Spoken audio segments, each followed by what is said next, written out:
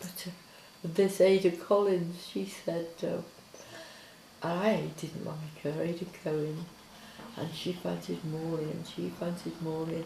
We'd never seen him, and I only went out with him because of her. But I could stand her because she liked Gordon McRae, and I liked Sinatra and people like that. Gordon McRae? Well, he used to be in musicals. Yeah, and she thought it was wonderful, I thought it was awful. And I went out with him because that, and the first time we went out, we went to the Gaiety cinema to see Mogambo. Big film, it's sometimes on the television. It's about Africa, strangely enough. And it had Arthur Gardner and Clark Gable, Mogambo. And then when we were going home, he says, there was a woman on the bus who used to sing in a pub. What the hell was it called? Anyway, she was Sadie. She wore a black dress. She was fat, and she was a prostitute, but she worked on the machine as well. What, in the factory? In the factory, and she worked in this really, really, really bad pub at night, singing. She was a singer. What was the pub called? I can't remember. It was off Market Street. I remember it. It was really pub where all these, ladies of the night go. And she was on the bus. So he didn't want anybody to know, you see, that we were going out. So he went downstairs on the bus, and I went upstairs. And he paid my fare. Yeah. And then I said, oh, hello to her. And he got off at Broughton Street, and I carried on. A few stops higher up to my stop, and I was furious. Though I'll never go out with him again. How dare he do something like that? And to walk home on my own. But the buses used to run every few seconds. There were loads of buses up Cheetham Road, and he must have got on the next bus that went up. He got off just after me and walked me home. Oh, that's really gentlemanly. Then when we got married, you see, we didn't tell anybody. And he was 21. And Lila and Jerry, they were married. They were our witnesses, and we didn't tell anybody, and we weren't going to tell anybody.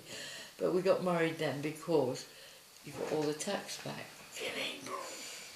and we weren't going to tell them. So Annie had a friend who worked at the registrars. He said, oh, I married a mistake called Glacier. And she said her name was Glacier. He said, I remember the name because they both had unusual names. He was called Morley and she was called Loretta. I think that's my nephew. She went home and told his dad, you see, and his father and mother were very upset because I'd have a lot of money and they wanted all their sons to marry people with money, who had money, so that they'd be set up. So his dad and came round to see my father and what we're going to do about it, blah, blah, blah. My father was delighted that I'd married somebody Jewish. So he said, oh, we'll have to have a wedding, we'll have to, we'll have to get married in shul and stuff, so we did. But he was ever so annoyed because I got married. So your dad was delighted, but... My dad was, because he never thought I'd marry anybody Jewish, and he wanted me to. But my granddad, Mick...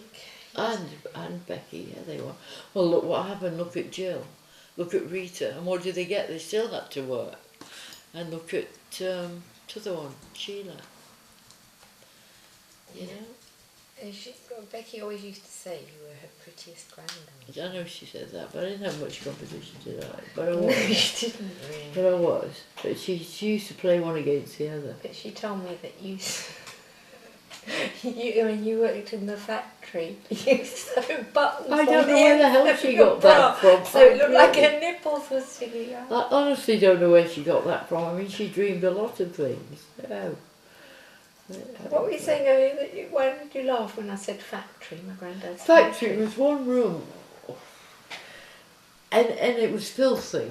And you went up the stairs, and this was on the top floor, and the stairs were rickety and wooden, and you could fall through. Honestly, and it was absolutely filthy. Health and safety? No health and safety. God, you're joking. and they had 2 rows of machinists. They had people there doing buttonholes and what they call finishers, finishing off by hand.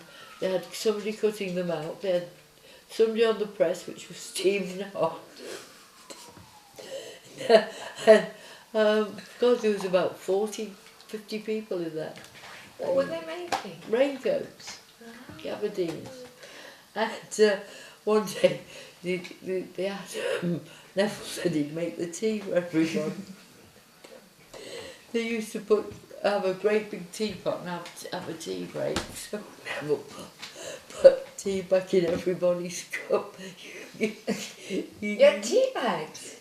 You make nearly hit the roof, yeah.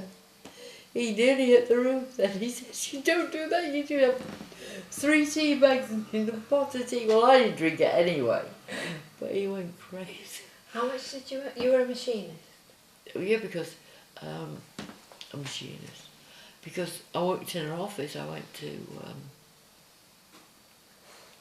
I trained to be a secretary. I went to learn shorthand, which I never could master, and a typing, and comptometer. What's comptometer? It was the first Calculator. computer. And I was getting £1 a week.